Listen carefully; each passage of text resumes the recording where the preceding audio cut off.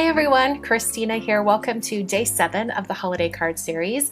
Today I'm going to be making a card using a newish stamp set from Alta New, and I'm going to do some heat embossing first and then put some watercoloring on top and get kind of like a glowing effect.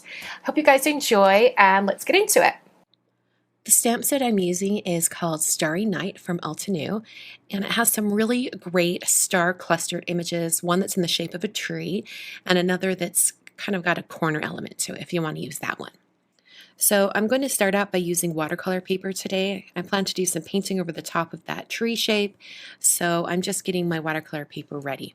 This is some Fabriano Artistico extra white watercolor paper, and I've placed it inside a Misty stamp positioning tool, and then I'm going to prep the watercolor paper with an anti-static powder tool. I'm going to be doing some heat embossing, and I want to make sure that this area is completely ready so that I don't have any embossing powder kind of sticking to areas where I don't want it. I'm inking up that tree shape with Versamark ink, and then I'll go ahead and stamp that down onto my watercolor paper.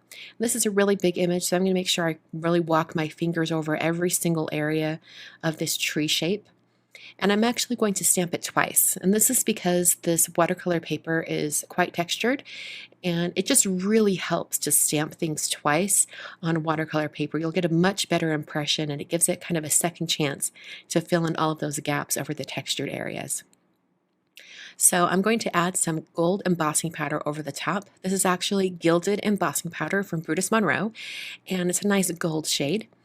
And I do want to add an additional star to the top of this tree shape, but I'm not going to heat set this yet. I decided since that little star wasn't really going to interfere with the embossing powder that I've just applied, I would go ahead and add it first and add the embossing powder on top of that before I heat set the entire card front.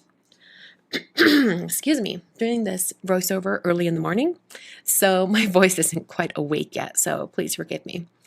I'm stamping this star twice, just like I did for the rest of the tree, especially since this star is a little bit bigger and more solid. I really wanted to make sure I had a nice, complete stamping of that shape.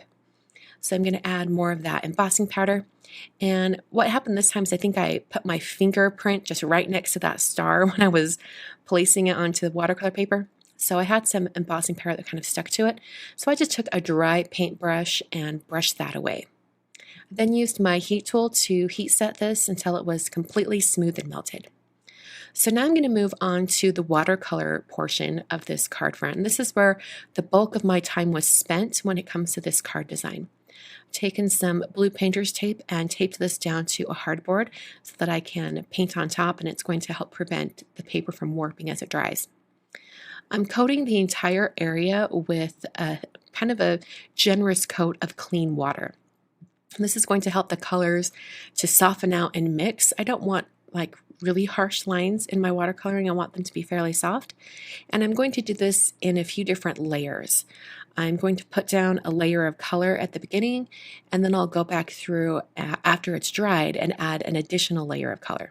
So I'm starting out with this lighter limey green, and then I'm putting some more intense greens around the outer edges, and then eventually I'll be adding black to the very, very corners.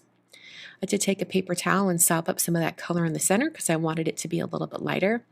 But basically, I just want this to have a glowing effect from the tree shape and have the outer edges be very dramatic, be very, very dark and black. And I was also thinking as I was painting this that as it dries, it's going to lighten up quite a bit. So you'll be able to see here as I dry this that all the colors just kind of mute back. They're not quite as intense as it was when my paint was wet.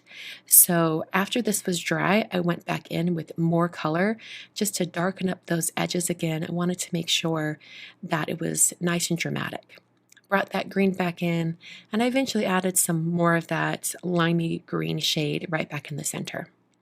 So this is almost done. I'm just going to go back in and cover up some of those more dry spots that were kind of just screaming at me. I just wanted them to look a little bit more blended in. I added even more black around the outer edge and added a nice green along the edges to get that nice transition from the lighter green in the center to the dark black shade on the edges and corners. I also cleaned up that small little area near the top. So after all my watercoloring was done and dry, I peeled off the blue painter's tape. This is one of my most favorite parts of watercoloring like this because it's such a nice clean line. And then I'm going to trim down this piece here because I want it to be a little bit smaller than a 5x7 card front. So I'm just trimming it down. And then I'm going to work on the sentiment that's going to go on the card.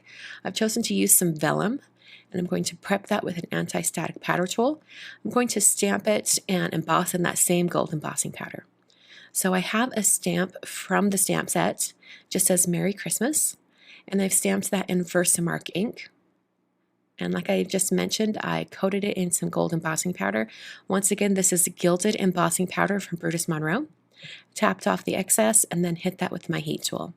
And I trimmed this piece down so that it was like a little narrow flag.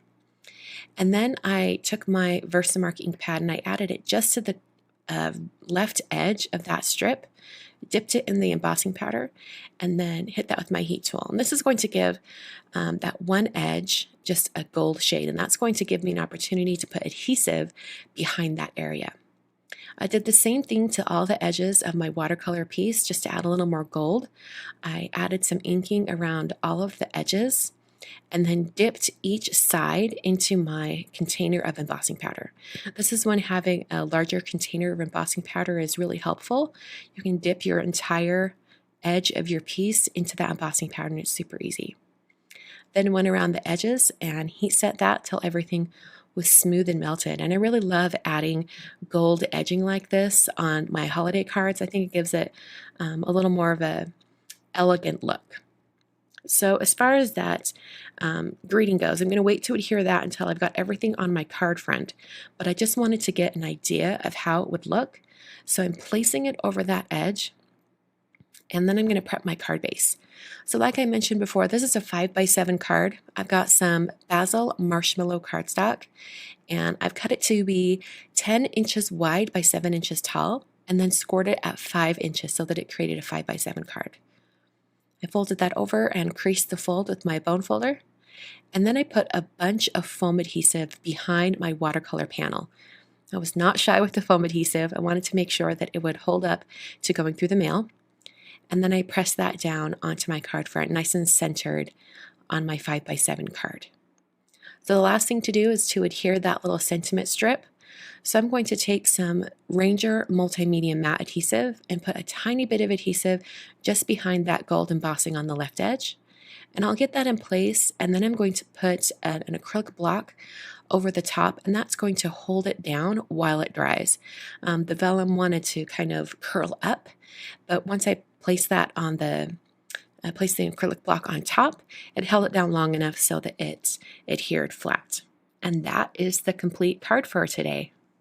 I really enjoy how this card turned out. It's a little bit dramatic with kind of like the darker edges and like the glowing from the tree. And if you don't want to miss any more holiday card videos, you want to make sure you hit every single one of them.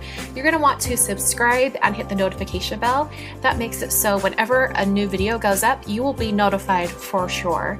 And also hit the thumbs up button. That lets me know you loved it and you want to see more cards like this. So on screen right now, I've got 2 more cards for you to check out. These are the 2017 and 2016 cards for day 7 of those years. So if you want to check out those, click on those on the screen right now, or you can check out even farther back all of the previous years of day 7 down below in the video description.